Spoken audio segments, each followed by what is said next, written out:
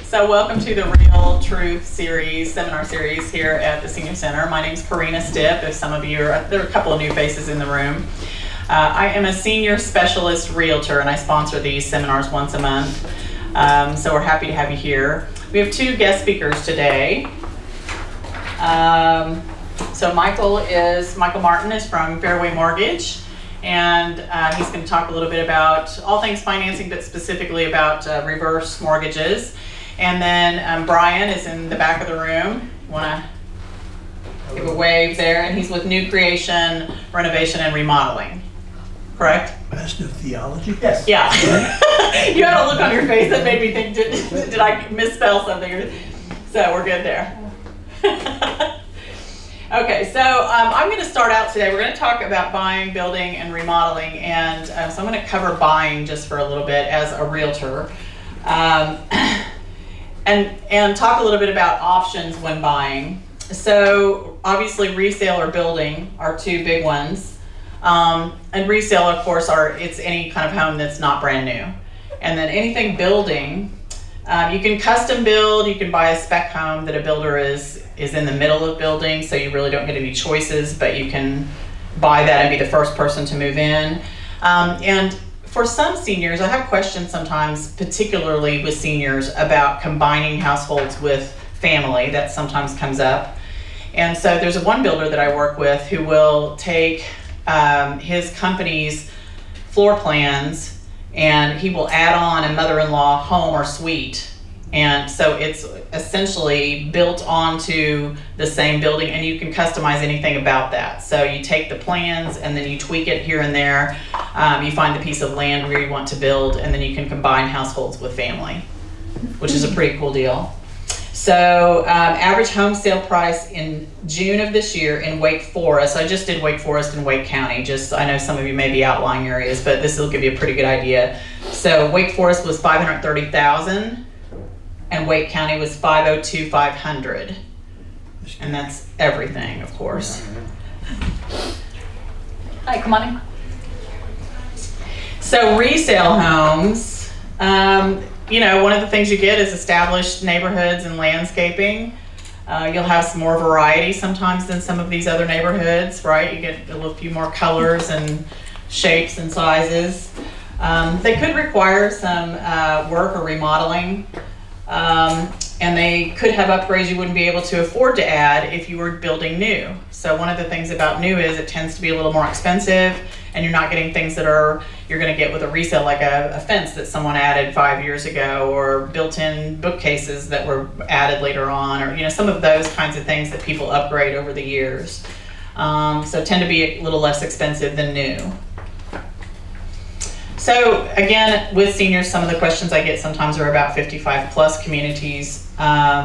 And I just chose two that are right here in Wake Forest, just to give you an idea. So current listings in the MLS, this is as of yesterday, ranged from the high 300s, and that's in Farrington, over in Chatham County, and then they range clear up to 1.7 million at White Oak and Apex. Okay, so a little bit of everything. Wake Forest, the villas at Wake Forest is a specific 55 plus community. Ron lives there. And those range from about $420 to $480. And in Del Webb Traditions, the prices are running from the low 400s up to about $840 right now. And those are current numbers, and also closed within the last 12 months. I pulled both just so you could see and compare. And the nice thing about 55 plus communities specifically is they're going to be a lot of zero entry. So you're going to have, it's going to be built on a slab more than likely. You're going to have, you just walk right in, there's no steps. You're going to have showers that have zero entry. If there's an upstairs, and a lot of them do have some houses that are a 2-story, or really it's a 1.5 is what it's considered. So you can mainly live downstairs, and then upstairs will be a bonus, or 1 bedroom and 1 bath for guests, right? And then they'll have an amenity center, and those range square footage. Usually the clubhouse will range from about 4,000 square feet up to about 13,000 square feet. But you have all of these activities that you can immerse yourself in if you'd like to. And if you don't want to, you don't have to, right? So there's some choices there. Also, they'll include lawn care. So literally those neighborhoods can be turnkey, where you just walk away. Now, the interesting thing about the villas of Wake Forest, those are considered condos. So you actually only own the airspace within the building, and everything exterior is taken care of. So roof, siding, all of that is taken care of separately. You pay an HOA fee, but that's how that's taken care of. There we go. So building. So the cool thing if you're thinking about building is you get to choose exactly where you want and what you want.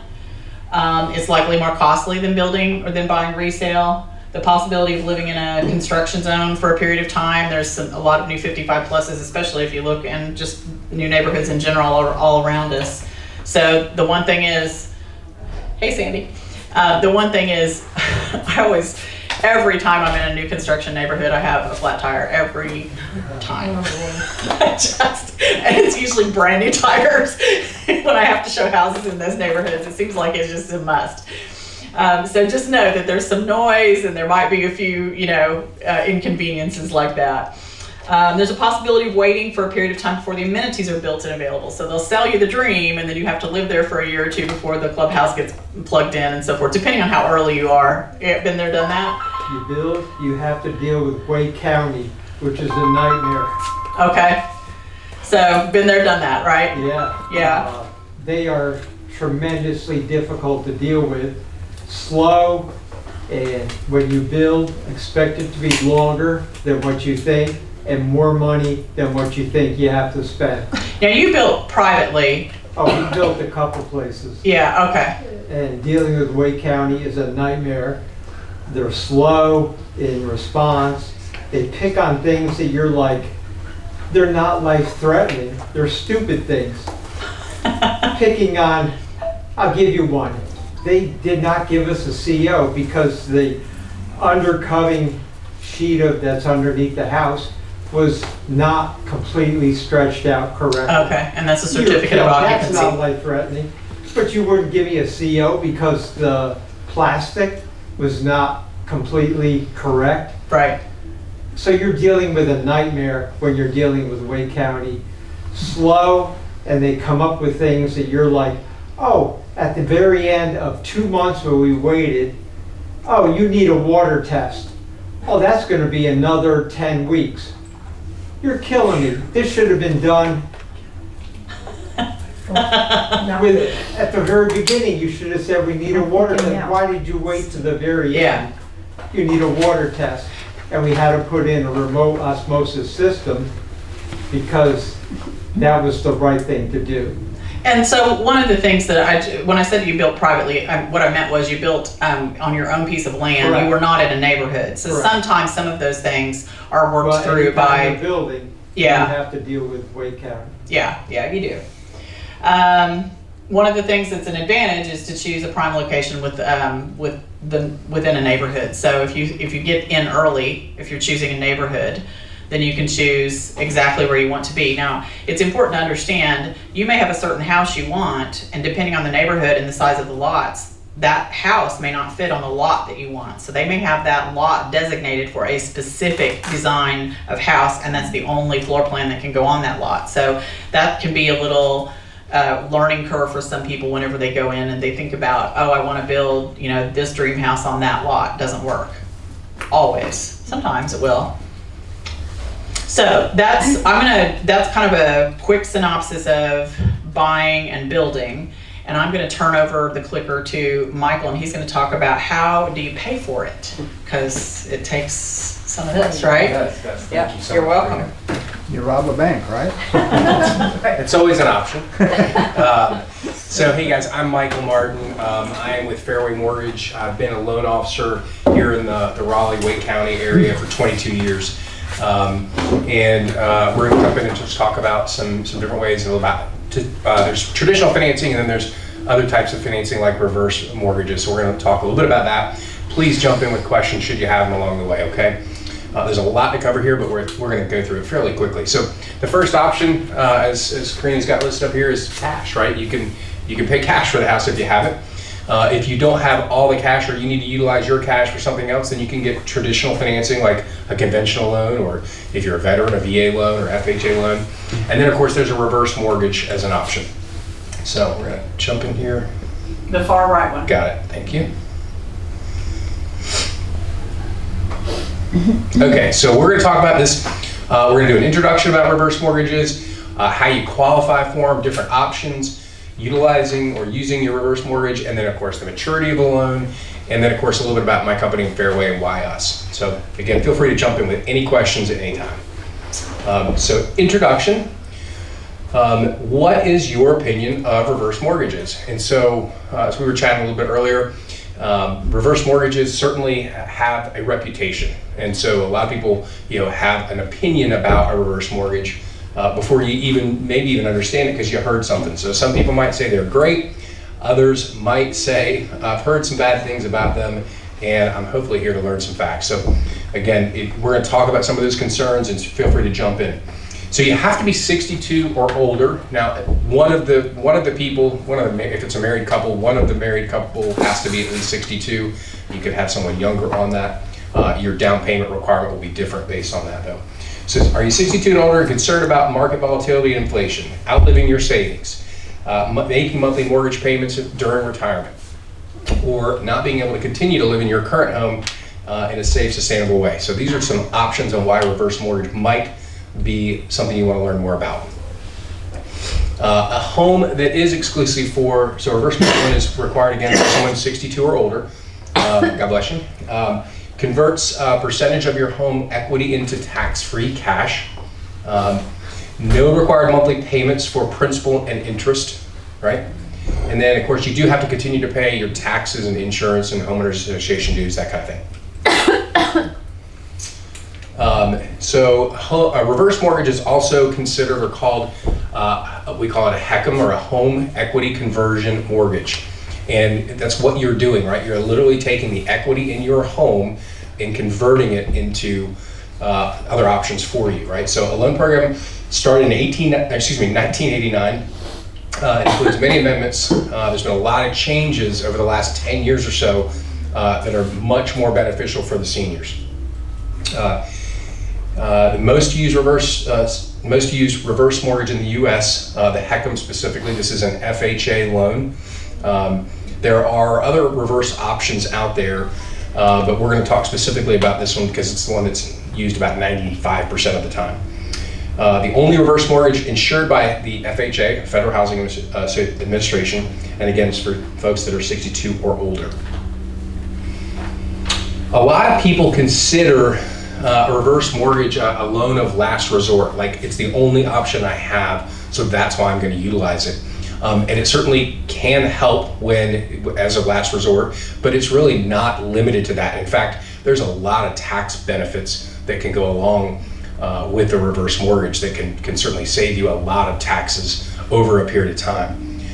So again, today's reverse mortgage has a wide appeal, including a lot of affluent adults actually use one. I certainly, from what I understand and know about this loan, I just turned 50 a couple months ago, but in 12 years or so, I plan to get a reverse mortgage myself because I know how I can utilize it from a tax perspective. Again, primary reasons need to address an urgent need like paying for in-home care. People want to stay in their home, but maybe don't have the ability or cash to afford to do so. You can do a lot of different things like renovations with the equity in your home. Lifestyle enhancement, so to pay for things not in the budget like travel. Financial planning, there's again ways to help maximize cash flow, reduce taxes, and minimize risks. So some pros of the reverse mortgage. Again, source of cash flow, no monthly mortgage payments. You must still pay the taxes and insurance, and of course maintain your home, and it is a non-recourse loan. Some cons. So obviously there's a minimum age requirement. I can't get one currently, unless I get rid of my wife and get an older lady. I don't know, we have to figure that out right now. So you have to have a minimum age requirement there. Sorry for that. Interest and fees chip away at home equity, right? That's a concern because you're not making a mortgage payment, so your balance actually increases with a reverse mortgage, right? That's one of the reasons why it's called a reverse mortgage versus where a normal traditional mortgage, the balance goes down. This mortgage typically will go up. It must be your primary residence. You cannot do this or utilize this for a second home or an investment property. There we go. Okay, some myths. The bank will own my home. So this is something that a lot of people think. Once you do a reverse mortgage, that you no longer own your home, that the bank owns it. There's really no difference between a reverse mortgage and a traditional mortgage. Once there's a lien on the property, you still own the property. There's just a lien there protecting the investor. So you completely own this, and you just have to follow the terms of this loan just like you would any other loan. I must own my home free and clear to qualify for a reverse mortgage. That is absolutely not true. You have to have a specific amount of equity based on your age. So similar to other types of insurance, a reverse mortgage, there's basically actuary numbers to determine how much equity you have to have, whether you're purchasing a home or whether you want to refinance your current home. And as long as you have sufficient equity, then reverse mortgage could be for you. My heirs will be stuck with a big bill. So a lot of times people want to leave their home to their children. And in reality, a lot of times people think by getting a reverse mortgage, that's not possible. There's no real difference between, again, leaving your home to your children or the heirs with a traditional mortgage or a reverse mortgage. Just like, either one of those will have to be refinanced once something happens to you, right? You pass away, then they'll either have to pay that loan off in cash or refinance it. Same thing with a reverse mortgage. There's a timeline that you have to follow. Of course, frankly, most children probably don't want that home. They really would prefer the equity that's in that house. And so most children will probably sell the house, at that point in time, which then of course the mortgage would be paid off, and then they would receive whatever proceeds are remaining at that point, whatever the equity is. So we call this the three little piggy banks. And so this is where your income, as you retire, your income, there's three different sources of where that's coming from. So monthly, number one is your monthly income, but Social Security, pension, annuity, and wage income. So if you have a job as well as Social Security, pension, you've got that income. Number two is that plus your nest egg, where you start drawing down on your 401ks, your IRAs, on top of the other income that you may have. And number three is where you can actually add in the equity from your current home to be able to utilize either for income or just stop making a mortgage payment, right? If you stop making a mortgage payment when you already have one, naturally there's more income, or the income that you have is now utilized for other sources, other things that you might want to do. So building a sturdy retirement, including home equity in your retirement cash flow strategy, utilizing a HECM loan can potentially improve cash flow, right? Again, so one, if you have a mortgage payment and you don't have to make one anymore, that's going to improve your cash flow automatically. You can also receive income directly from your home on a monthly basis. We'll talk more about some of those options here. Again, this will mitigate some retirement risks and preserve nest egg, coordinate the use of home equity and nest egg to meet spending goals and still preserve as much legacy as possible. The piggy bank of home equity can help protect your happily ever after. Ask yourself, why wouldn't you get a reverse mortgage? So use strategically, a reverse mortgage can greatly improve the sustainability of your retirement income. Wade Pfau is a PhD that's done a lot of studies on financial stability, and certainly a big fan of the reverse mortgage. He doesn't sell reverse mortgage, he's not a loan officer, but he's a huge advocate for the reverse mortgage. The reality is everyone's situation is obviously is very different, but there are a ton, there's $4 trillion in equity in homes in seniors across the country. And the reality is a lot of seniors don't have the ability to do the things that they want to do when they have the equity, and they actually could if they understood how to utilize this program better. Mike? Yes, sir. I was going to make a comment. So Wade Pfau, I've read a lot about him because I've been involved in the finance world. What I like about him, he's independent. He's got his PhD from economics from Princeton. He doesn't work for a mortgage company or something like that. He just does independent, boring studies. He's actually really boring to listen to if you ever listen to him. He is. I'll give you that. But I've used him for a source of, again, objective source in a lot of areas. I appreciate you saying that. Yeah, I've read his books too, and his books are not the most exciting books to read, but he certainly understands retirement and how to utilize this. And again, he's a huge fan for that. Thank you for saying that. Loan qualifications and options. We're going to go through a couple of these fairly quickly. Again, you must be 62. You must be the homeowner. You must own the property outright or have significant equity, right? So you don't have to own it outright, but you do have to have some significant equity. We'll show you an example here in a minute. Must use the home as a primary residence. We talked about that before, and then must meet minimum requirements for credit and income requirements. Credit is not as important for a reverse mortgage because you're not making a mortgage payment. The most important thing that we have to know is that you pay your taxes on time, pay your insurance on time, because we don't want to have a mortgage on a property where taxes, all of a sudden there's a tax lien or insurance hasn't been paid and there's an issue with that, right? So that's the main requirement for that. Eligible property types. So anything from single family homes, 2 to 4 unit properties. Pretty rarely we see this happening, right? But you could have up to a quadruplex for a reverse mortgage. You just have to make sure you live in one of the units. Townhomes, condos. I will tell you, condos are a little bit more challenging. We have to get the condo approved through FHA. FHA is not real easy to make that happen, but if it's not already approved, we can certainly go through the process of doing that. It just takes a little bit of time. As it says here, condo units that qualify for single unit approval. We already talked briefly about how we get that approved. And then planned unit development. So planned unit development is a neighborhood with an HOA. So a lot of folks, there's a lot of neighborhoods, Heritage, you move right here in this area that are we call PUDs or planned unit developments. Modular homes, and then manufactured homes that meet FHA requirements. So there's some specific things about age. I think they're required to be a double wide versus a single wide. And again, it has to be newer than 1979. So how much home equity do I need? So you'll need roughly at least 50% equity to qualify for a reverse mortgage. So in this case, if the market value of your home is $400,000 and you owe $100,000 on a mortgage, then you've got $300,000 worth of equity.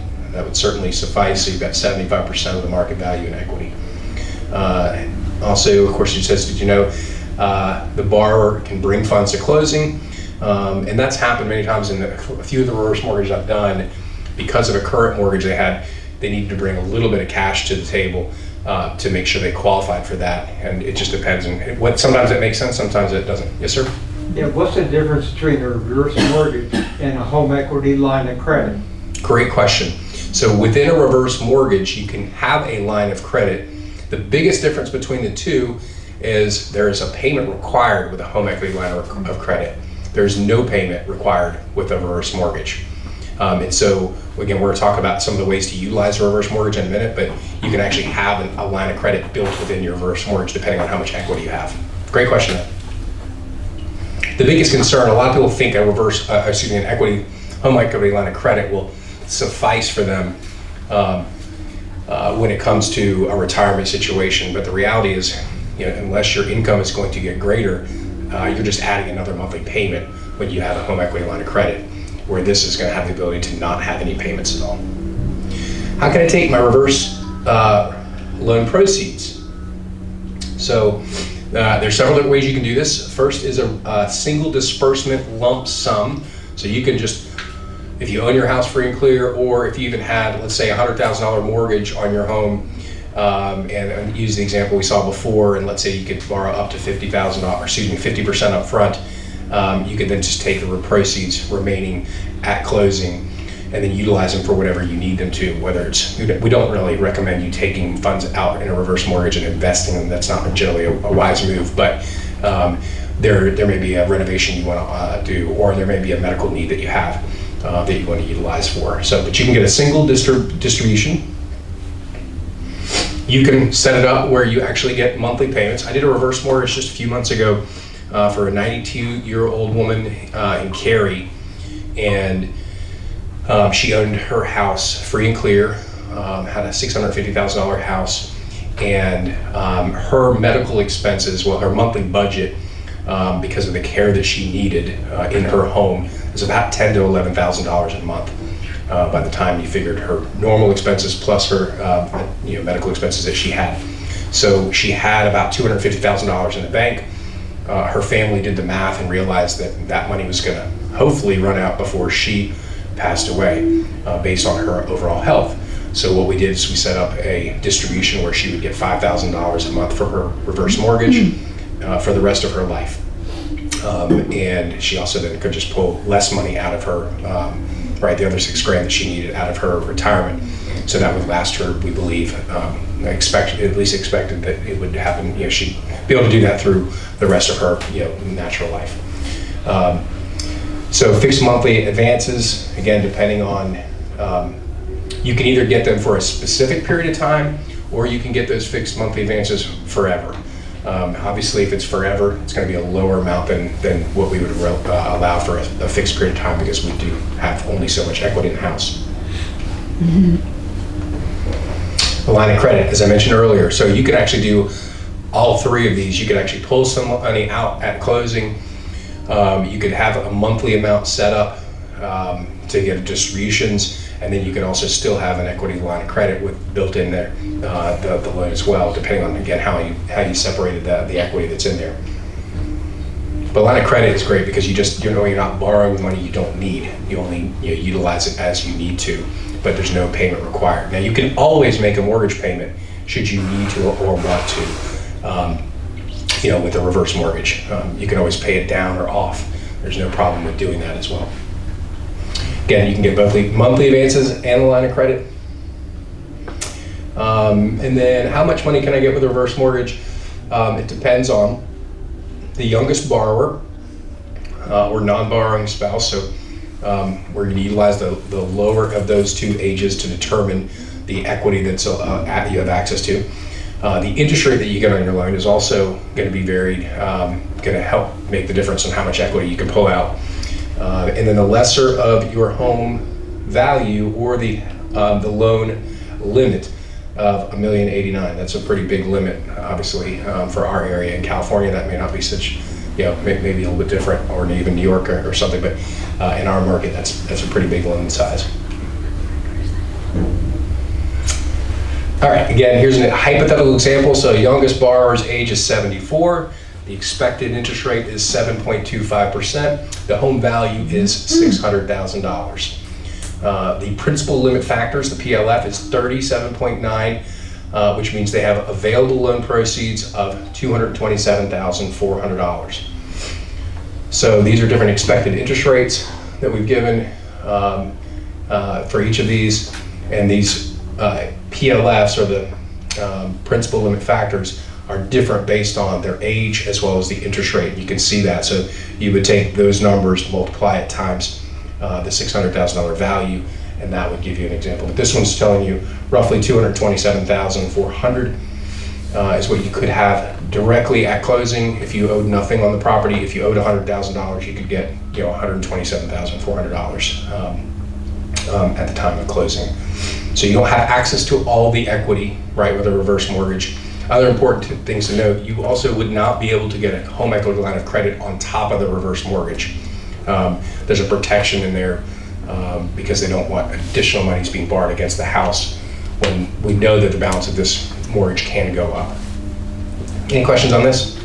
Yes? If you outlive the 227. Yes, if you outlive it? Yes, but if you pay the taxes, they can't take the house away. No. You have to pay property taxes, or you have to pay those. You have to pay property tax, right, and you have to pay your homeowner's insurance, okay, as well as HOA dues. That's correct. Okay. Is that every state? Yes. Okay. Yeah, and the main reason for that, why you have to do that, it's not that the bank would take your house, it's that the government can do it. Yes, so that is really important to remember. Pay your property tax and your insurance. That's correct. If you run out, so if you run out of money, Mm-hmm. how do you do that? So that's a great question. So when we're doing the application for the loan and we're qualifying someone for a reverse mortgage, what we do is we look at the amount of cash that they have already available, And do we have the ability, and the income that you have, right? Because you're going to have income typically, right? Social Security or retirement or something like that. And so we look at that and we're trying to determine, do they have the ability to, does the client have the ability to pay their taxes and insurance for the foreseeable future? If they don't, and sometimes that's the case, we can set up a portion of that 227 can be set aside. We call it a LISA. That's at the beginning. That's correct, but it's set aside for the future payments for taxes and insurance, and then we make the tax and insurance payment out of that. Okay. So we're going to determine you either have the ability to pay those taxes and insurance, and if for some reason you don't, it doesn't disqualify you. It just means we have to set up an amount of money to make sure that those can be paid in the future. Okay. Now, important to know, if you have a line of credit, now if you pull all 227 up front, then you wouldn't have a line of credit because you've utilized all of the availability, because that balance is just going to continue to go up, right? But if you, let's say you pulled down $100,000 and you had $127,000 left in the line of credit, your line of credit actually grows each year. So you have more access throughout the time that you live in the home. Okay. Okay. Thank you. Great question, though. Okay, utilizing your reverse mortgage. So again, advantage of the home equity line of credit. The unused portion of the line of credit actually grows at the same compounding rate as the loan balance. Greater borrowing capacity over time. It's secure, so it cannot be capped, frozen, or eliminated due to market conditions. Now that's important to know. Anybody that had an equity line of credit in 2010, and many of those equity line of credits got frozen. They also, would call those notes because home values were going down at that time. And a lot of the banks got scared because they were putting themselves, really clients were underwater, I should say, on their homes because of the equity lines they had. This home equity line or the line of credit within this cannot be adjusted or changed due to market volatility. So it's liquid and it can be borrowed at any given time. It can certainly be paid back and borrowed again. Okay, so this is an example of how the mortgage line of credit will grow. So it's 62, the home value is $600,000. The line of credit is $223,506 in this case. Borrow at age 59, the home value has now roughly, and this is just probably the 4% growth of the home. So if you do the math between age 62 and 89, that home value is now over $1 million, and the line of credit is actually higher than the value. Now that seems very strange, but it actually happens the way that we'll value. I think it's actually on the next page. You'll actually see that the line of credit can actually grow higher than the value. Now, this is an interesting thing because you actually have more equity available to you than the house is worth. And it's rare that this happens, but it can happen. And when it happens, if something were to happen to you and there's a negative balance, your family does not bear any sort of burden for that negative equity. And in fact, we'll talk about it. I think there's some examples here in a second. Common uses of the heck, again, refinance a standard mortgage to eliminate a monthly payment. Maybe you have a monthly payment, you don't want to make it anymore. A reverse mortgage will allow you to eliminate that monthly payment. Utilize the available line of credit as a standby portfolio protection. Here's an example. It says you can use a reverse mortgage to enhance your cash flow and economic downtimes, which can make your investments last longer while possibly protecting your net worth. So one of the ways the stock market's done fairly well the last several years, right? So most people's portfolio has been growing. And so when things go down, you don't necessarily want to pull money out of your portfolio because you're taking it at a loss, or this is where you're taking it at a gain. So you can pull money out of your equity line of credit from your reverse mortgage when we ended up in a downturn, and then therefore it actually makes your portfolio last significantly longer. Again, increase cash flow to close a retirement home income gap, get the most lifetime value from Social Security benefits, help family now or donate to charitable organizations, use as a wealth multiplier to potentially pass a larger nest egg to the next generation, and then pay for home renovations, in-home care, or other big ticket expenses, and then pay for long-term care insurance premiums. These are different ways you can utilize the proceeds in your current with the HECM or a reverse mortgage. This just shows an example of average costs of long-term care Home health care is roughly $60,000. Assisted living, about $54,000. And then nursing home care is roughly $108,000 in private. These are different things, obviously, that can be utilized for. Medicaid typically only pairs for shared rooms. 95% of people have no long-term care insurance, and over 50% will need long-term health insurance. So you can utilize this to help pay for those costs as well. There's no limit on what you can or cannot use any of the money from the equity. And again, extremely important to understand, when you're liquidating from your 401k, in most cases you're going to pay taxes on that, right? Unless it's a Roth. But from any money you pull from your equity line or from your reverse mortgage is completely tax-free. Now, I'm not a CPA, so I can't give you tax advice, but I can tell you for sure any money pulled out of your home is tax-free, which means it's worth roughly 25% more than what's in your 401k from a percentage-wise. Top consumer protections, again, borrower must receive counseling. This is really important because, again, we go back to some of the negatives that come along with a reverse mortgage. There's been a lot of protection that's been put into place here to make sure that we're educating people properly so they fully understand what they're getting into should you choose to do a reverse mortgage. But the borrower must receive counseling. There's initial disbursement limits, so you can't get yourself in trouble fast. Financial assessment, the non-borrowing spouse protections due. So if something happened to the older spouse, the older spouse was to pass away, the remaining spouse keeps the home until they either move out or pass away as well. There's nothing, they can't take the house from the younger spouse. Line of credit is secure, and an unused line of credit grows regardless of the home value. And again, it's not recourse.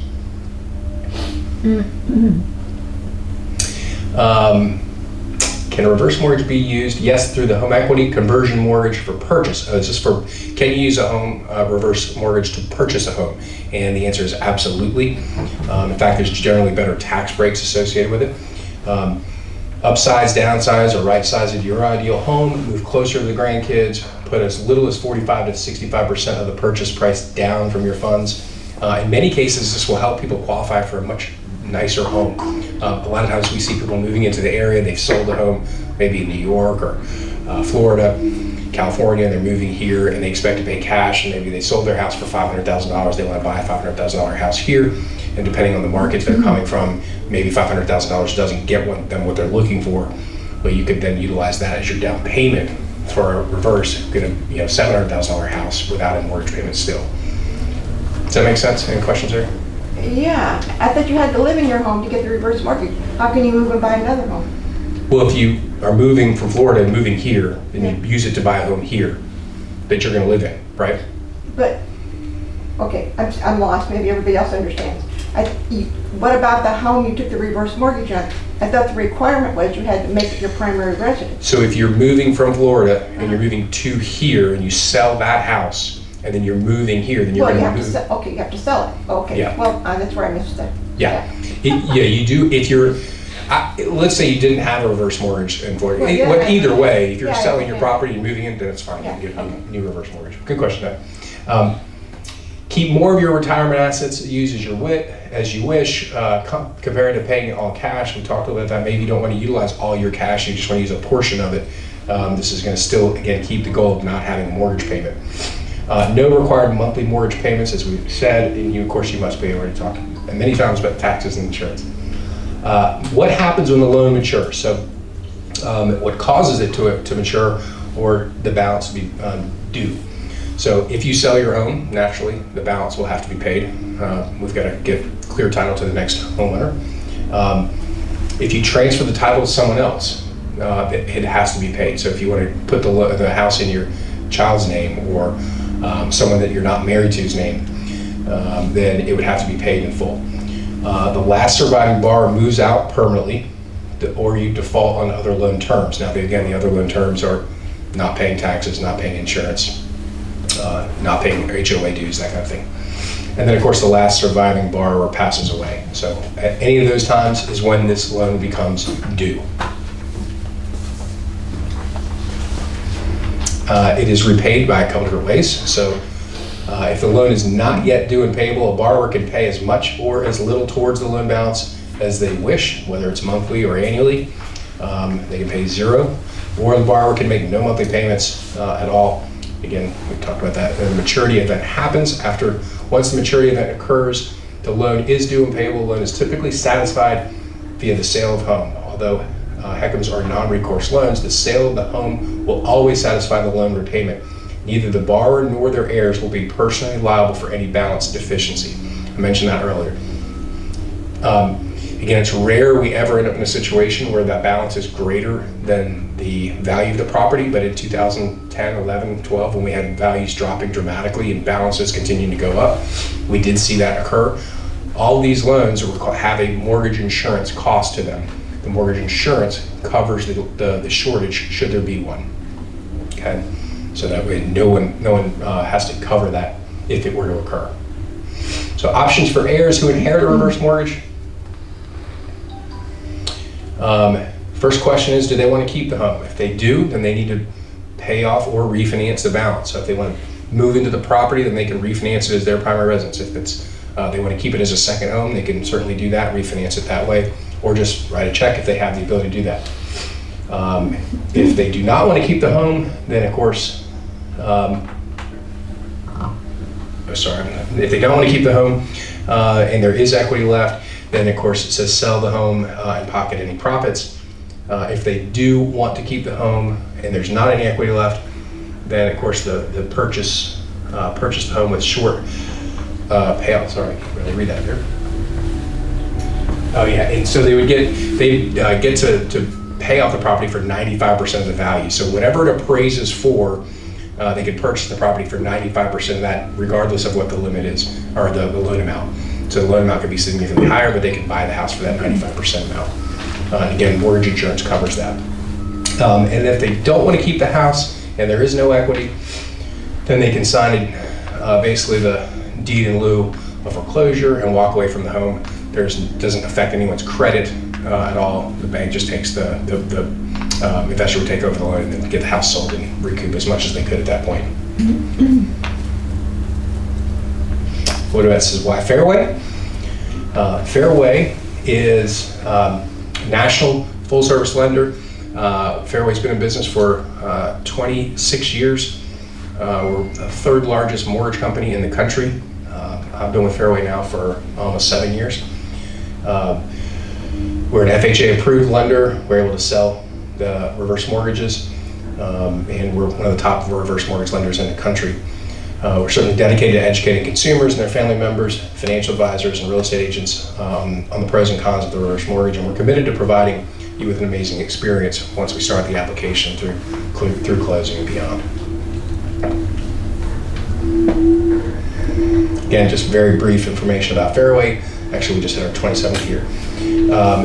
6,800 team members, 2,000 plus loan officers. We have about 650 branches, and did over $42 billion in 2022. I think last year we did about $36 billion.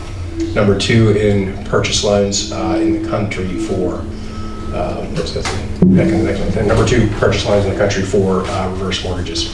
What other questions do you guys have that you have? Yes, sir. What's the difference between HELOC, home equity line of credit? And a reverse mortgage? Yeah. Yeah. So we mentioned that a little bit earlier. So the main difference is you can have a line of credit within the reverse mortgage, but there's no payment requirement. Understand, but so the payment is going into the reverse mortgage on the value of your home. What's that percentage?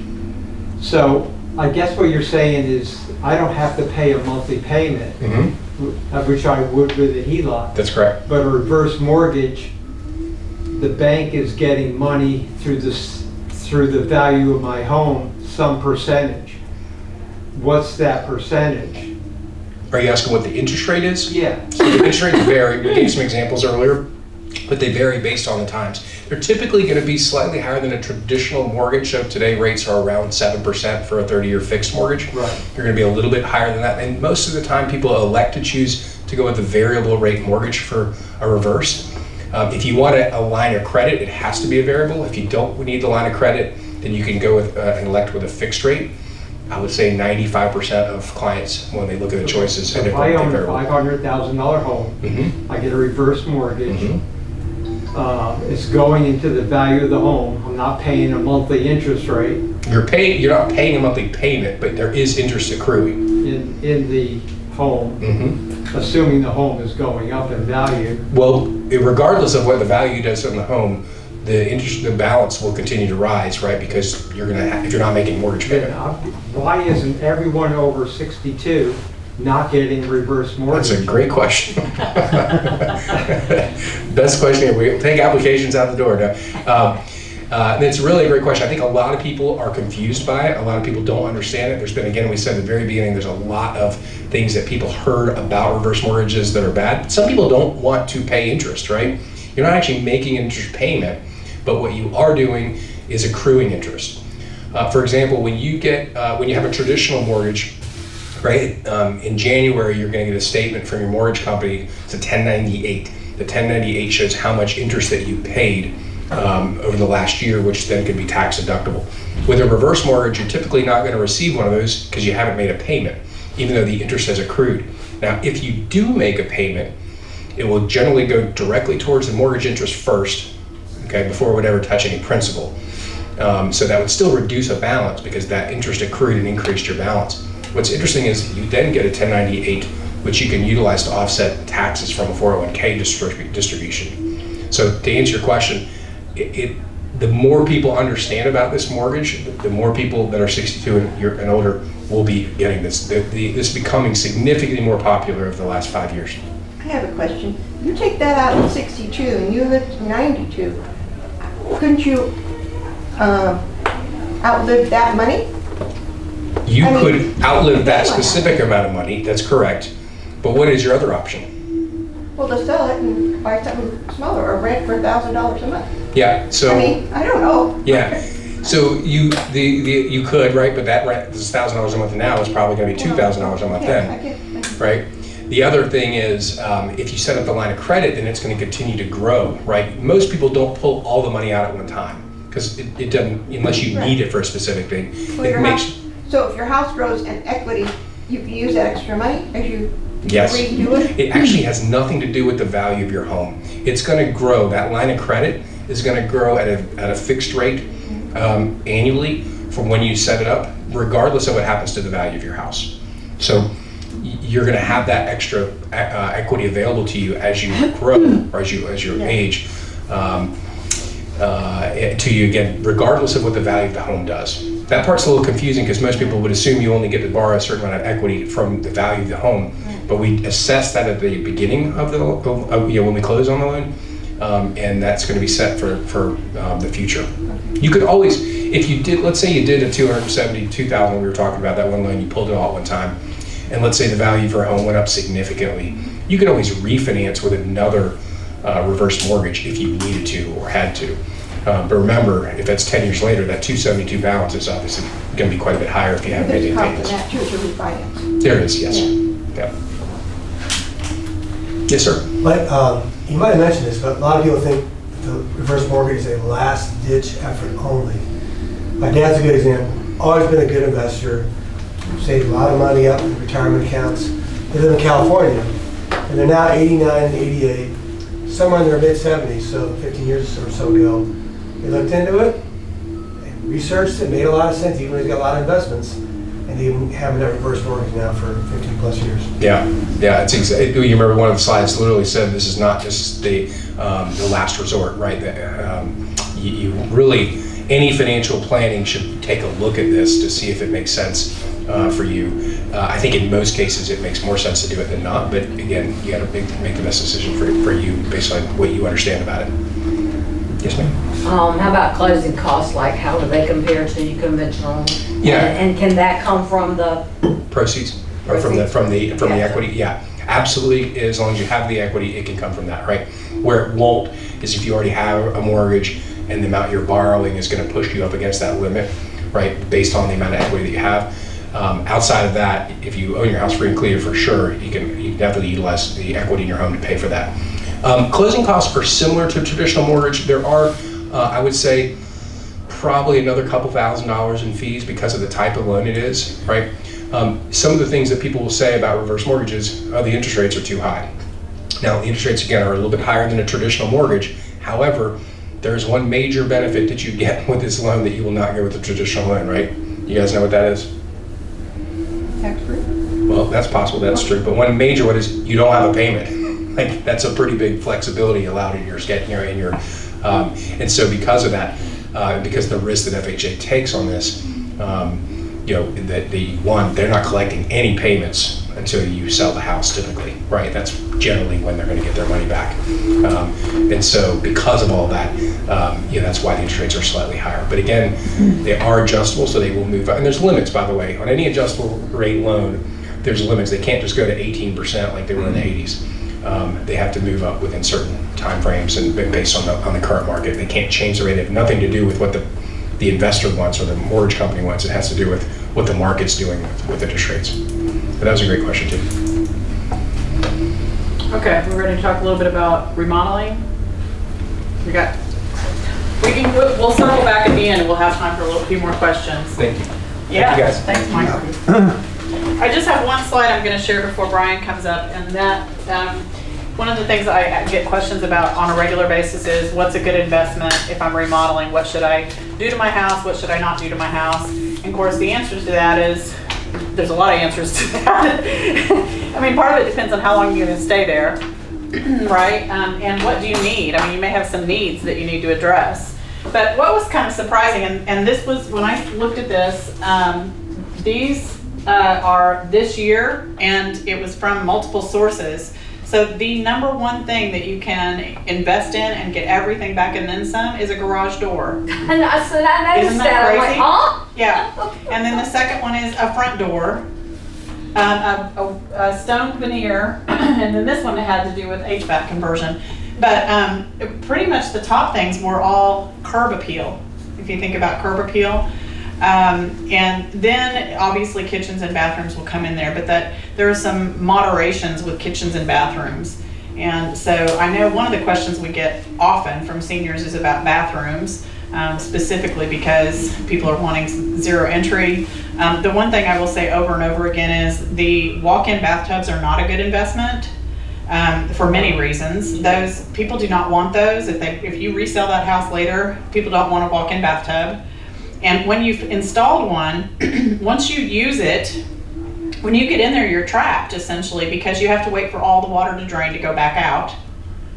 And so think about sitting in a bathtub while all the water is draining, getting colder and colder. I think it's terrible. And then usually the drain pipe is not big enough, so it takes a long time to drain. It also takes a lot of water to fill. So there's several negatives to those. So I would recommend personally a walk-in shower, a zero entry shower versus one of those walk-in bathtubs every single day of the week. So I'm going to go from there to just some basics about remodeling and let Brian take over. So Who's ready for a stand-up stretch? Anybody? Go ahead. Anybody else want to stand up? And you've got to work. What you asked for the whiteboard, so we can pull this. So Mike did a great job. A lot of detail. Mine's going to be less detail. So that's good. Okay, don't want to overload. Your coffee's probably wearing off, right? So I don't know if I met some of you before or not, but my wife and I have been involved a little bit in the senior center since moving down there from New Jersey over 10 years ago. Our kids and I have helped out some of the meals, mainly pre-COVID, and then kind of things stopped for a while. But I always enjoyed working with seniors. You guys have been getting stronger and stronger every year. Do you know that? Physically? I'll prove it to you. So 10 years ago, when you go to the food line or whatever, you can walk out maybe 20 to 40 hours worth of groceries. Now I bet you can carry 60 to 80 hours worth of groceries. Right? So my background, grew up originally in Flint, Michigan, known for three things: automobiles, unemployment, what's the third one? Water. And water. Met a girl from New Jersey, and one of you noticed on my bio on a picture there, I went to seminary. I had a big change in my life my senior year in college. Went to a seminary similar to the one here in Wake Forest, but down in Dallas, Texas. Graduated, was never involved in any kind of paid ministry. They call that good for nothing. Help out in the church, but never get paid. But met a girl from New Jersey, moved down here, 10 years ago, I always tell people, don't hold it against us. We're here from New Jersey, Yankees moving down. And I always tell people from New Jersey, down here they say, yes sir, yes ma'am. I enjoy that. They don't do that up in New Jersey anymore. So moved down here and started investing in some rental properties. And then we just started offering the services we were doing with the rental properties out to the general public. With rental properties, you used to doing things on a budget. Why? You don't want to spend a ton of money on a rental. You want it to look nice, last well, but you're not spending a ton of money. So then we started offering the remodeling renovation services. Also even do like standalone garages, additions, even small, separate homes on a lot. Does have its problems. I just said it's got a challenge with that. But anyways, we're going to talk a little about safety for seniors. I'm going to read some statistics here. All right, and have you guys hopefully be involved in this a little bit. So what is the leading cause of fatal injury? Most common cause of trauma-related hospital admissions among older adults. Falling down. Falling down, there you go. Okay, so here's an interesting statistic. Well, let me ask you a guess here. Is it 1 out of 3, 1 out of 4, 1 out of 5 seniors fall each year? Throw it out there, guess anybody? Well, it's 1 out of 3. Every 11, by the way, it's my youngest daughter, Tiana. My wife and I have 5 kids. She's here to help.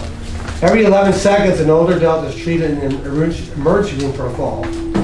Every 19 minutes, an older adult dies from a fall. Maybe some of you have fallen. If not, you probably know some who have. Falls account for 25% of all hospital admissions, 40% of all nursing home admissions. 40% of those admitted will never return to independent living, and 25% will die within 1 year. That gets your attention, right? And some of those are outside the home, sometimes inside the home. Now, another statistics about fire safety. All right. So people between ages 65 and 74 are nearly twice as likely to die in a fire. If you bumped up to ages 85 and older, more than 5 times as likely to die in a fire. Now, there's 3 main causes of fire deaths. What would be the first one, you think? Electrical fire. Actually, it's not that's the third. Cooking's the third. Well, if you smoke, but I don't know if people smoke. But Well, this is recent. It says careless smoking is the leading cause among 65 and older. Second one is heating equipment, just different various things you have in the home. Third is cooking, So anyway, those are just some statistics here. And I ended up putting together a little acronym. Now, my handwriting is lousy. And I'm a lefty. How many of you are lefties here? So you remember the old chalkboards as a kid? And your hand got all chalk all over it, or the black pencils, remember that? Your hand was just... So anyways, I never learned. So who's got some good handwriting here? We can just write a few things up. So volunteer. Do you want me to? Sure, Karina. All right. So we're going to do an acronym here. The safety. Let me do black, so it shows better. S-A-F-E-T-Y. And I was just, I had to go online and do some word search to find some words that fit that. But the first one, S, we're going to put down as seniors. All right? And the second one's a word you heard of, atrophy. You have to spell that one? A-T-R-O-P-H-Y. Oh, PH. No, P-H-Y. Oh, PH. Yeah. So what's atrophy? When you That's lose terrible. muscles. So a lot of you, maybe some of you do exercise classes here and use weights and all that, so forth, but in general, so then yeah, obviously it leads to falls more, you have less ability, less strength and You so lose it or forth. lose it. So the third one is falls. Now second one, again, I was doing Google search here. Entropy, science, either majors or back in high school science, you remember what's entropy? Things tend to go from order to disorder in the natural world here. Well, same thing in the house. If you don't pay attention to stuff. E-N-T-R-O-P-Y? Yeah. Yes, P-O-Y. Yeah. Well, at least I got that. Things kind of go order to disorder, kind of on their own without even looking, right? And all of a sudden you got things you got. It's how you have to make your home safe. T would be thorough. You want to be thorough in terms of looking at your home, make sure it's safe and so forth. I'm giving you some tough words, really. We're checking out your spelling there. Good handwriting. think I'm trying to hurry, so There I'm you out go. of the way. Right, we don't know. There you go, there you go. And the last one would be yearly. So they recommend a yearly check. This thing slip through the cracks. Okay, so you can have one of these at the end. I got them on the table. The National Council for Aging has a home safety checklist. They did a really good job on this. There's probably a lot of these on the internet. And you're welcome to take one of these. But I'm going to just ask you guys some questions. Some of these are pretty basic, but sometimes we fail to do the basic things. Okay. So outside the home, what comes to mind as some things you think are good you should have outside the home for any seniors for safety? Lighting. Yeah, lighting. Okay. So you could have motion detector like by the garage. How about right underneath? If you have a walkway there in the home, that's an easy one there. What else comes to mind? Your thoughts outside? Well, sometimes people need, if they don't have handrails on your steps, okay? Of course, some people need a ramp, if you want a ramp, okay? And some of these are basic, clear, make sure where you're walking from your car to your house is open. How about front door and storm door is lightweight, easy to open. If you got an old one and hard to open and so forth, and sometimes people slip and they fall. The mats you have, whether inside or outside the house, should be really nothing you're going to trip on, right? Doorknob is easy to turn. You ever have that problem sometimes? Maybe just simple things like that. Okay. How about inside the house hallways? What would be something in your hallway you may want to put in there? No throw rugs. Yeah, no throw rugs. Really, throughout the house, there's vinyl rugs, or sometimes you can get the sticky pads on different things that have the rugs. If you want to have rugs, make sure they're stable. What else in the hallways? Lighting. Lights. You have motion detector lights. I mean, I don't have that. Actually, I'm 62 now, so I guess I qualify in the senior group, right? And all that. I remember back when I was 50, I started getting mailings from the AARP. I'm like, give me a break. I'm going to get a few years old before I start sending me this stuff, right? And then what is it, 55 years old, Bojangles starts offering the freebies. But if you drink their sweet tea, that'll probably kill you a few years early. Now it's like pancakes here, right? If you ever had that. Sometimes you might want to put hand railing through the hallways. Not something you might think about, but maybe you need to. And simple, no wiring or cords, high traffic areas, Okay, stairways. Some you may have a stair lift, maybe you're thinking about a stair lift, or maybe you have even an older parent that needs to have a stair lift. You guys look like you're all doing fine, but you may have older parents that need a stair lift. Non-slip stair treads, that can be outside. If you have a deck or inside even, if you can buy Home Depot low, if you use them. Real simple, just kind of stick them on and so forth. You got kind of a non-slip there on the steps. Motion detection lights again. And again, hand railing on the stairways. If you don't have good handling, your railing is wobbly. All right, how about the kitchen? What comes to mind for the kitchen? Fire extinguisher. Fire extinguisher. And one that's not 20 years old, rust on it, right? Make sure you check that out. Anything else in the kitchen? What can you think of? Well, slide out doors, because people bend over to get things out from low, and then they have trouble. So a lot of people like to have those added as they get older, just the drawers and the cabinets. So they slide out and you're not bending over. Yep, that's good there. Smoke and carbon dioxide detectors work really in the kitchen throughout the home. Just checking your appliances, no frayed wires, you've got an old toaster up or something like that. They said the phone number for poison control is accessible. I don't know if you've ever had a relative or anybody else, I don't know, they've really gotten older and all of a sudden, bingo, they had some issues with drinking something they weren't supposed to drink in the cabinet, but phone number for poison control is a good idea. Maybe some of you have these special protective gloves when you're cutting, okay? So you have special gloves you can buy that just gonna make it much harder to cut to the skin. And rubberized cutting boards, some people like those, and for safety wise and all. Okay, general living areas, pretty simple, no low level tables or furniture that cause tripping. And in both bedroom and living areas, your landline or cell phone charging station next to the sitting area, it's right there, it's easy to access. It's not gonna fall over or bend over to try to get that and so forth. All right, in the bedroom, Again, charging station for devices, your phones, near your bed, real easy. And a step stool nearby if you need to for your bed. So a big one's bathroom, and Karena mentioned the walk-in bathtub is some of the negatives about that. Of course, the walk-in showers, as you know, you can get a seat right in there. I like the ones that are built in as opposed to ones you might put in yourself, because that could possibly slip depending on how good that chair is. So those are options to think about. Some of you have questions about that, and what does that cost and all that. I can answer some questions on that. It's going to be a wide range depending on kind of where you go to. Non-slip mat on the tub or shower floor, and bathing area, non-slip mats. Of course, grab bars, really easy to do that. Faucet handles, ones that are easy to use. If you got some old ones, you're just having trouble with that. And some of you may have switched your low toilet to a higher toilet. Something simple to do there. Okay.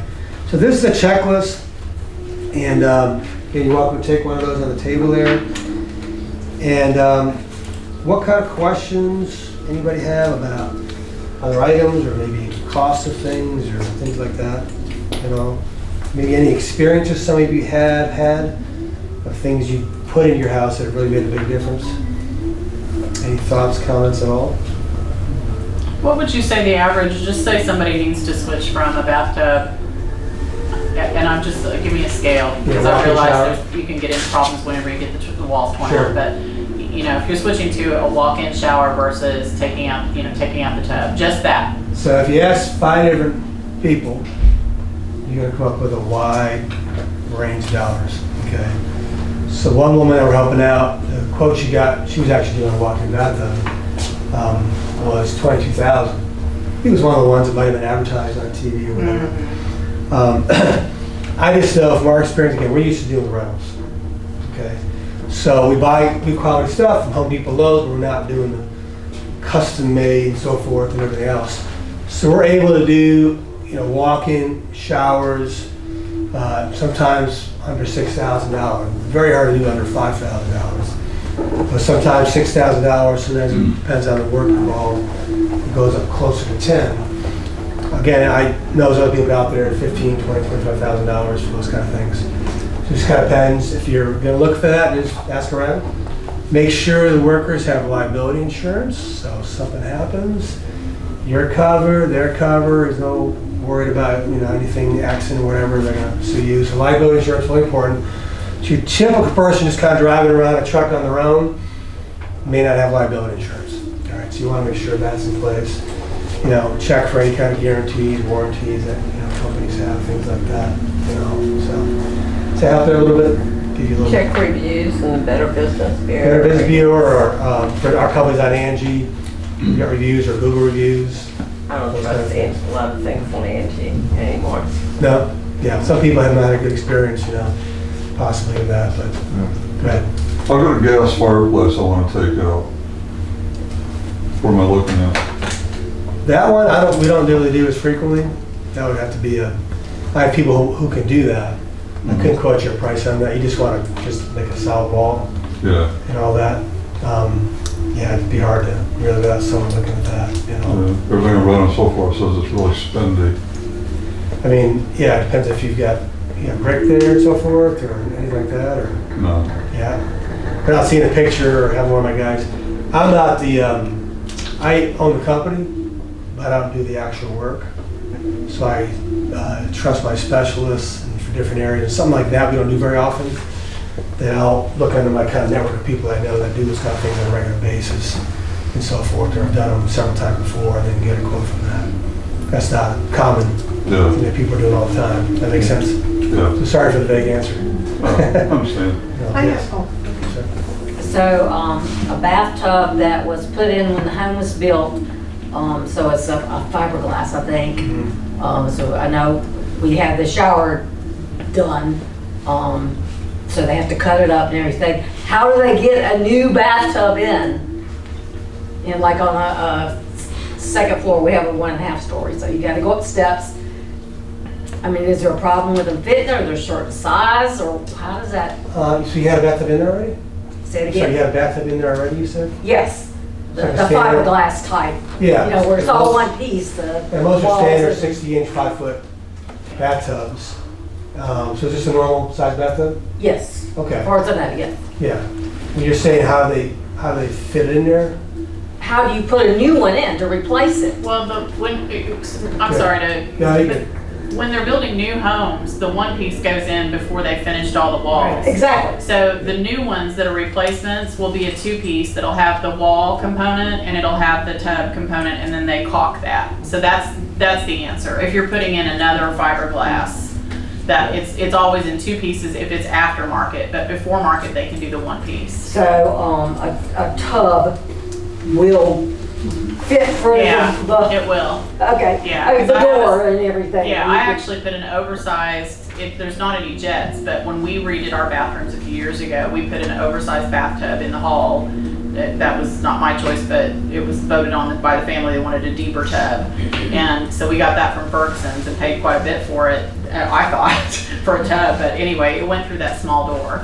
So they stand it up and it goes in there. But you could just put a tub and then tile, you wouldn't have to. That's We right. tiled. We have the tub and tiled in that one, and then we have just a shower in the other bathroom. Yeah. Thanks, I was misunderstanding your question, I was trying to, but yeah. I thought I was, yeah. Yeah. Go ahead. Somebody else You're the was- expert. Okay, so I have a few friends who don't want to take out the tub to put the shower in to be safe because of resale. Right. So how does that fit? Why don't you just do it and worry about the resale, your kids to do You're it? the right? resale expert. Yeah, so I tell people all the time, nowadays, assuming you have at least 2 bathrooms in your home, you just need 1 bathtub, okay? And that's generally gonna be the one that's in the hall that the kids are gonna use. And then if you're in the master, a lot of masters now are built with no tub at all. Right. So, the answer is if you have a nice big, shower in the master, I mean, how many of us took a bath in the last year? 1 bath. You know what I'm saying? That's it. In 20 Like years. nobody bathes anymore. I mean, there's some people who do, and it's very important to them, but At least. they'll custom build that house. So as a rule of thumb, if you've got a shower in there, you're fine. So you just need 1. Yeah. I have a question about how do you get someone to come out and do work in your home in Wake County that's a handyman? I mean, this may not be remodeling, but we have the Yeah. worst time even getting somebody to come out and give us an estimate. It's a challenge because there's so much building and things going on. New stuff. So people are don't- busy. Yeah. What's hard too is if it's a half day of work, the average person's handyman obviously would like to have several days of work, right? So that makes it a challenge, okay? I mean, I can tell you from our experience, we, try to work with people, and if it's a half day of work, they might be a little bit further down the lists, and all of a sudden it's a rainy day and they can squeeze it in kind of thing and all that, but I mean, yeah, you can look online, other places, so forth, but handymen are notoriously bad at getting back to people as well. I don't know what it is. I've noticed that all my life. So I just feel, I run my business, and I'm always touching base with people really, really well, and I've got to stay on my guys to kind of coach them and teach them on the communication, because that's just not their thing. So that's how I try to run a business. But I understand it's a frustrating thing. I have a second question. Sure. What about this kind of paint, again, kind of paint your house outside, the kind that's supposed to be guaranteed for life? Is that really any good? Yeah. Yeah, I'm not as familiar with that. I couldn't comment I directly. heard advertisement on that, I was shopping over here, that Rhino Shield, is that what you're talking about? Yeah, I don't know. I haven't read reviews, and the best thing is you get a lot of advertisements on YouTube all the time, right? My wife saws something, it's this little miniature air conditioner thing. I'm like, well, look at reviews first, because that was just an advertisement. I don't know if that thing does anything, so I'm not sure about that. I haven't looked at it yet. As far as getting handyman people, are you on Nextdoor, the That's a Nextdoor good way. thing? Yeah. Yeah, that is good. If you go to Nextdoor and ask for Yeah, you'll get 10 responses on there. people that give you, are well-known reviews, because people do reviews on restaurants, everything Yeah. there.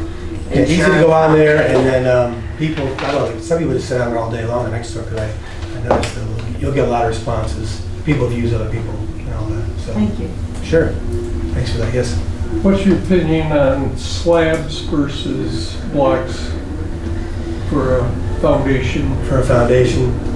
Again, to be honest with you, Some of those things I don't directly deal with because I've got my guys that do or even build homes, and I'm not more the overseer. But one guy, for instance, I work with him. He's been here for 30 years. He's built homes. He's got 40 rental properties in the area. If someone wants, let's say, standalone garage apartments we're starting on soon, I just bring him out here, and he knows it upside down, inside out, everything else, and everything. And he's got his GC license. And to be honest, that's not my expertise. I couldn't even get done with it. Because I've heard things either Yeah. way. He was here. He could talk to you for 10 minutes about it. About us, but he does. But he works kind of with me, and we do projects together. More Some of than it's personal preference. I mean, it's cheaper to build slab.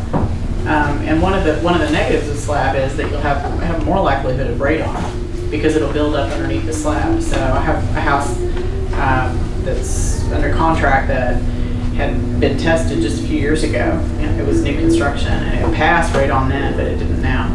So that's one of the negatives, and you can't get two things like you can with crawl.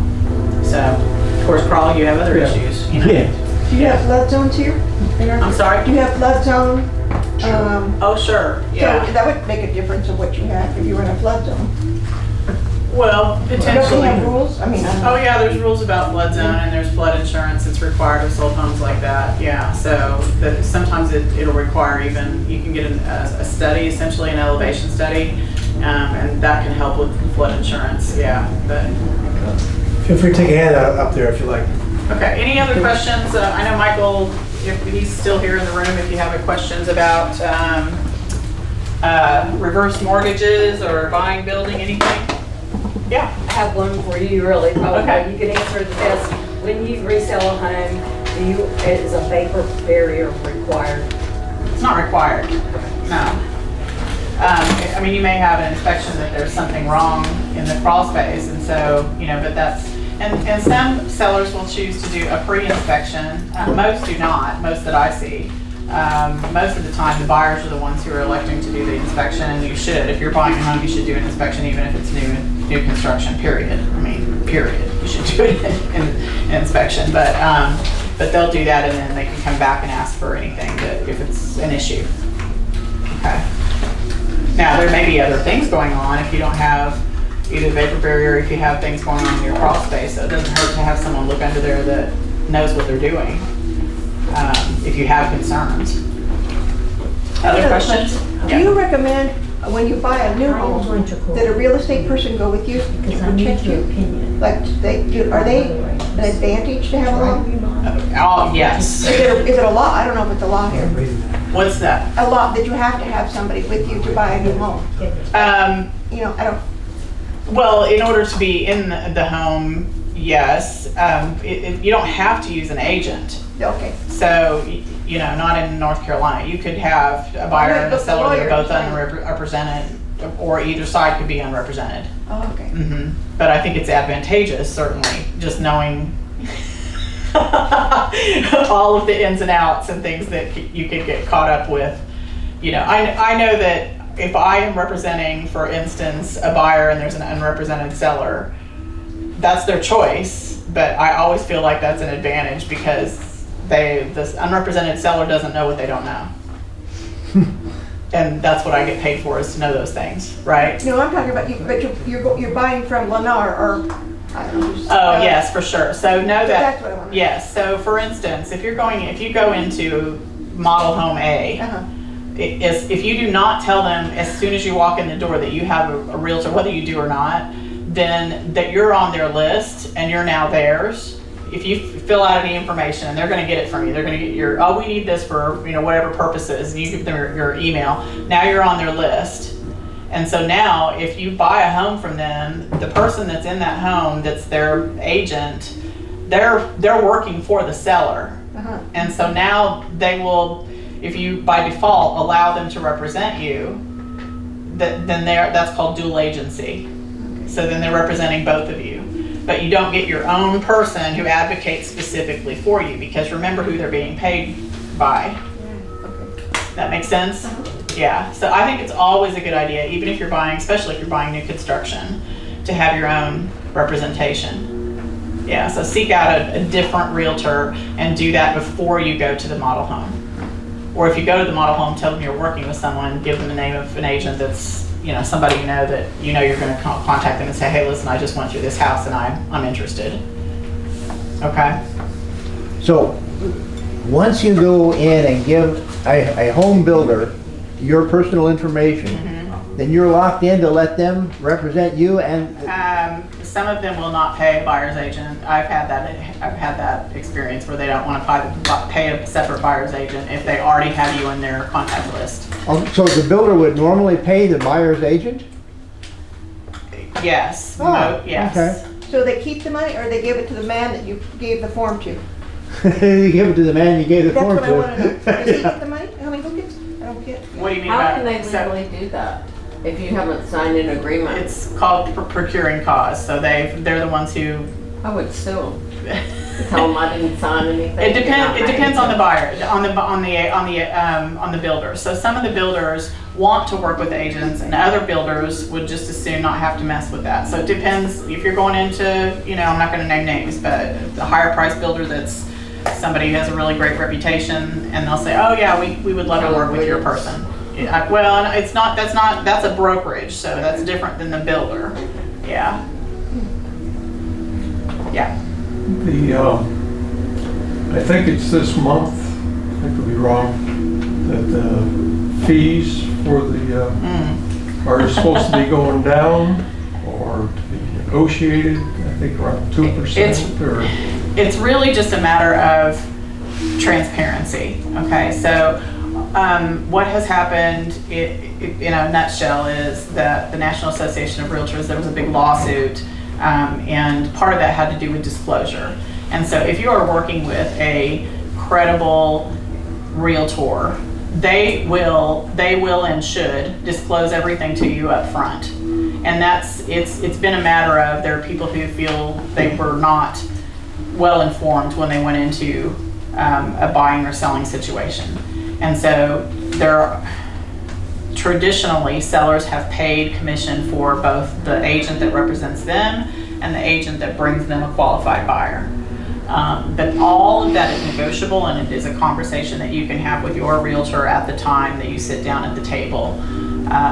So the issue becomes, if you're the seller and you decide not to pay a buyer's agent, and you can, that's your prerogative.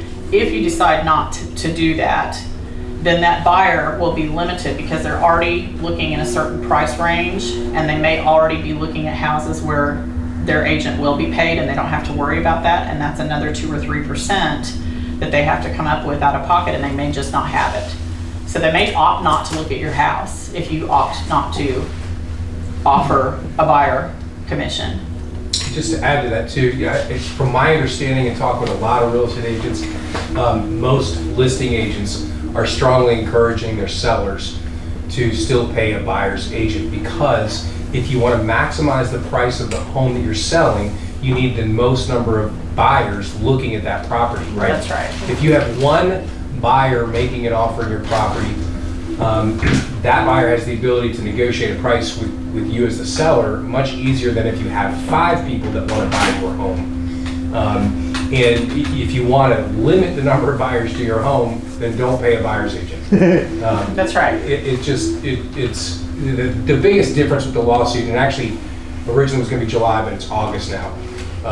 And so the biggest information there is that buyers and sellers need to know that the commission has always been negotiable, and there's been an assumption made that it wasn't. But commission has always been negotiable forever. It's never not been negotiable, but there was assumptions made, and that's where the lawsuit came. Also, North Carolina specifically does a much better job of disclosing all this information than many of the other states do. That's why the lawsuit was in Missouri, because of the way their contracts were written. It was not very clear that those things were negotiable, where ours, it's definitely different. Yeah, and I just sold a house in Missouri 2 years ago when my mother passed, and it was a very different contract than it was here. And I negotiated with that realtor. My brother sat in the room and just let me do the talking. And yes, I negotiated the rate, but I also live and breathe the job. I live in it every day, and so I don't want to cut too much meat off that bone because I know that that realtor is going to go to bat for me.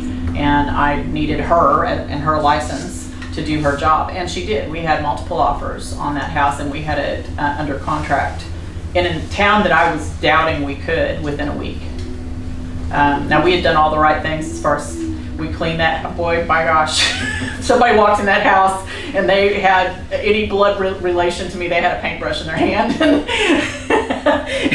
And I had that house the way I wanted it whenever it went on the market. So that's one of the reasons. But so you listen to what the realtor tells you and you do those things and then you position it. The way I tell my clients it is what we're trying to do whenever we get this house ready for photographs is we're trying to get our first date.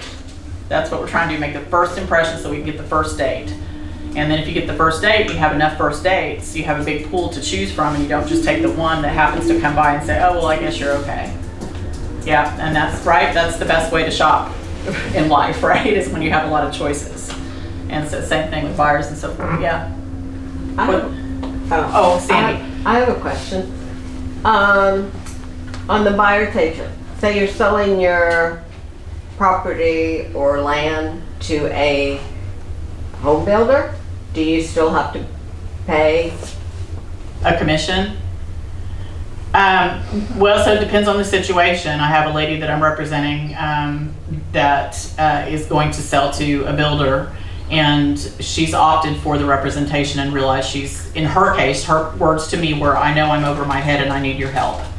That was her comment. So anybody can sell their property they own. But if I have a realtor and I opt not to pay the, can I opt not to pay their agent? Well, most they do it themselves, they. Yeah, and I think what you're talking about in your situation is potentially you may have like a commercial, it's more of a commercial deal. Right. And so that's a different type of transaction, yeah. Okay.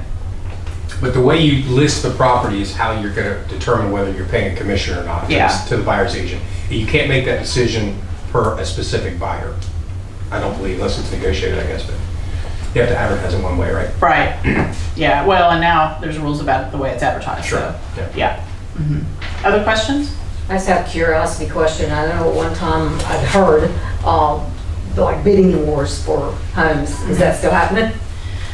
Yes, in some areas there's still multiple offers, and that's a conversation that you have with your agent, and make sure that whenever you're looking at the comps that they present to you, you understand fully what has sold in your neighborhood, if you are in a neighborhood, or what's sold that's comparable. And because the thing that happens often with sellers is we all kind of have a tendency to overvalue our houses, right? Oh, well, mine should go for this. And so if you go in at the tippy top or just over and you think, well, I can always start here. This is what I hear often, is I can start here with the price. The problem is you only get one shot at the first impression. And buyers are 99.9% of them are looking online. So they're comparing, just like car dealerships. If you've gone car shopping in the last 10 years versus 25 years ago, it's a totally different thing. Because you could go in and really haggle for a while. And now their margins are so thin because they have to get you in the door by you looking online. And so it's kind of the same thing with when you're looking at houses. You want to be in the sweet spot so that you get enough traffic through there and people looking that ideally you do have multiple offers, and then you get to choose as the seller the best one for you. And it isn't always price. Sometimes it's terms. Sometimes it's you want to close at a certain time, or you want to rent back for a while because you don't want to be inconvenienced, or you're building a house and you want some autonomy there where you can kind of choose when you close. And so some of that all of that can be negotiated in the actual contract once you go into contract. But it's not all about price. So have all of those conversations with the person that you're working with to sell your house, and make sure you know what your priorities are, because that helps guide your agent in negotiating for you and getting the very best deal that you're super happy. Makes it all very smooth. Okay? And if you get several offers, sometimes you can get somebody to pay more than the asking, can't you? Oh, for sure. I mean, that's ideal. You know, I love to have several offers in front because, you know, I always say, you know, you use one offer to get the other offer where you need it to be, you know, so there usually be a couple of like A and B are going to be the top ones. There's always going to be X, Y, and Z if you have several offers that are going to be the ones that you're like, oh, well, you know, they're not in the right ballpark. But yeah, that's ideal if you get multiples. Okay, mortgage questions, remodeling questions, anything else? Other questions?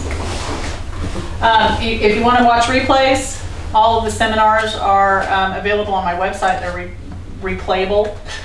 And there's a postcard there on your chair. So these are the dates for the upcoming seminars. We are moving to Wednesdays, and we're moving to the second biggest room in the building. So they're going to give us more room, and we'll be on that Wednesday, so we're not competing with bridge or knitting, which has been part of the problem. Who would think? So feel free to take the postcard with you. If you will, please fill out the seminar survey and hand that in at the end. And there's newsletters on the desk if you would like. If you aren't already enrolled and you would like to receive this through the mail each month, the monthly newsletter there's a copy of it here. And there's all the dates on the screen. Thank you so much, Brian and Michael, for coming today and participating. Really appreciate your help and all of it. Have a great day, everybody.